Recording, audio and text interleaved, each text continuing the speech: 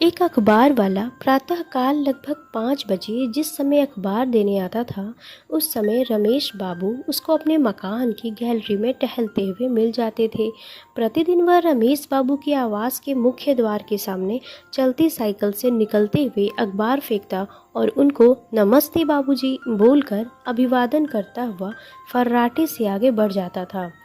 क्रमशः समय बीतने के साथ रमेश बाबू के सोकर उठने का समय बदलकर प्रातः 7 बजे हो गया। जब कई दिनों तक रमेश बाबू उस अखबार वाले को प्रातः टहलते नहीं दिखे, तो एक रविवार को प्रातः लगभग 9 बजे वह उनका कुशल क्षेम लेने उनके आवास पर आ गया। तब उसे ज्ञात हुआ कि घर में सब कुशल मंगल है। रमेश बाबू बस यूं ही देर से उठने लगे थे। वह बड़े सविनय भाव से हाथ जोड़कर बोला, बाबूजी एक बात कहूँ। रमेश बाबू ने कहा, बोलो। वह बोला, आप सुबह तड़के सोकर जगने की अपनी इतनी अच्छी आदत को क्यों बदल रहे हैं? आपके लिए ही मैं सुबह तड़के विधानसभा मार्ग से अखबार उठाकर और फिर बहुत तेजी से साइकिल चलाकर आप तक अपना पहला अखबार देने आता हूँ।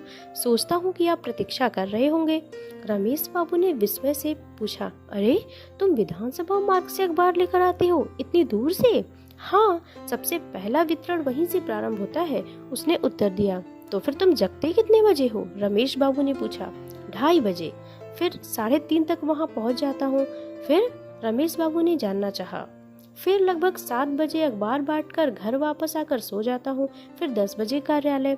अब बच्चों को बड़ा करने के लिए ये सब तो करना ही होता है। रमेश बाबू कुछ पलों तक उसकी ओर देखते रह गए और फिर बोले, ठीक, तुम्हारे बहुमूल्य सुझाव को अवश्य ध्यान में रखूंगा। घटना को लगभग 15 वर्ष बीत गए।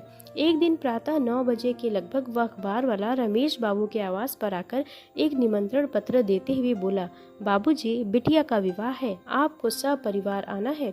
निमंत्रण पत्र के आवरण में अभिलेखित सामग्री को रमेश बाबू ने सरसरी निगाह से जो पढ़ा तो संकेत मिला कि किसी डॉक्टर लड़की का किसी डॉक्टर लड़के से परिणय का निमंत्रण था। तो जाने कैसे उनके मुंह से निकल गया, तुम्हारी लड़की? उसने भी जाने उनके इस प्रश्न का क्या अर्थ निकाल लिया कि विस्मय के साथ बोला, कैसी बात कर रहे हैं बाबूजी, मेरी ही बेटी? रमेश बाबू अपने को संभालते हुए और कुछ अपनी झेप को मिटाते हुए बोले, नहीं, मेरा तात्पर्य है कि अपनी लड़की को तुम डॉक्टर बना सके, इसी प्रसन्नता में वैसा कहा। हाँ बाबूजी, मेरी लड़की ने MBBS किया है और उसका होने वाला पति भी MD है। और बाबूजी, मेरा लड़का इंजीनियरिंग के अंतिम वर्ष का छात्र है।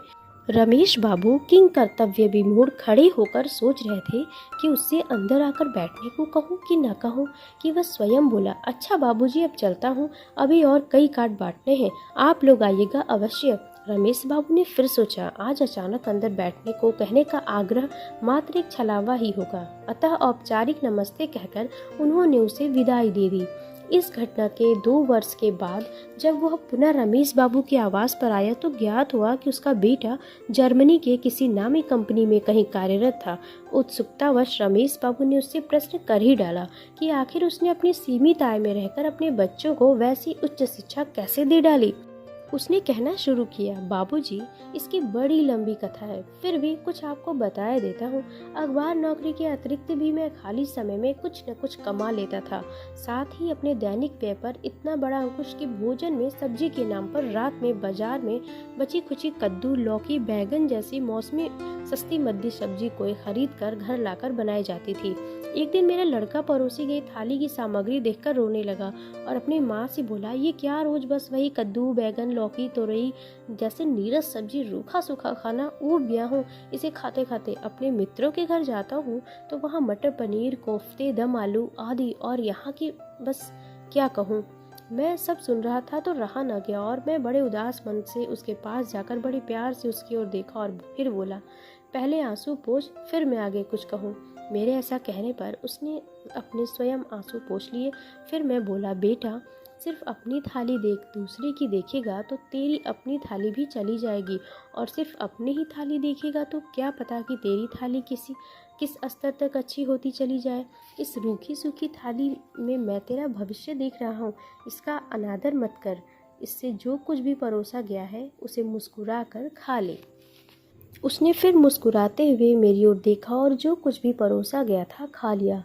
उसके बाद से मेरे किसी बच्चे ने मुझसे किसी भी प्रकार की कोई भी मांग नहीं रखी। बाबूजी, आज का दिन मेरे बच्चों के उसी त्याग और तपस्या का परिणाम है। उसकी बातों को रमेश बाबू बड़ी तन्मयता के साथ लगातार चुपचाप सुनते रहे और बस यही सोचते रहे कि आज के बच्चों की कैसी मानसिकता है कि वे अपने अभिभावकों की हैसियत पर दृष्टि डाले बिना उन पर लगातार अपनी ऊट-पटांग मांगों का दबाव डालते रहते हैं। दोस्तों, हमारे पास जो कुछ भी है हमें उसी में खुश रहना चाहिए और अपने आगे भविष्य के लिए लगातार मेहनत करते रहना चाहिए और अपने माता पिता का कभी भी निरादर नहीं करना चाहिए, क्योंकि एक पिता ही एक ऐसा व्यक्ति होता है जो अपने बेटे से उतना ही अच्छा आदमी बनने की उम्मीद करता है जितना वो बनना चाहता था। तो दोस्तों, इसी सीख और कहानी के साथ आज अलविदा लेते हैं। कल फिर एक नई कहानी और नई सीख के साथ मिलेंगे। तब तक के लिए चलते हैं। अपना ख्याल रखिएगा।